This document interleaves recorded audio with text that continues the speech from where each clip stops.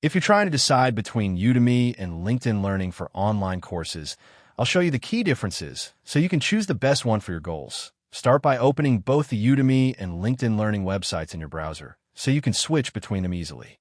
On Udemy, explore the course catalog and note how courses are sold individually. You pay once and own that course forever. Then open LinkedIn Learning and look at its catalog, where you'll see that access is handled through a monthly or yearly subscription, giving you unlimited access while your subscription is active. On each site, compare the variety of topics and categories available. Then look at certification options. Udemy certificates are issued by the instructor, while LinkedIn Learning badges can be displayed on your LinkedIn profile. Next, check pricing structures, user interface features like mobile app usability, and community support. Pay attention to strengths like Udemy's huge course library and one-time sale pricing versus LinkedIn Learning's curated professional development focus and subscription model.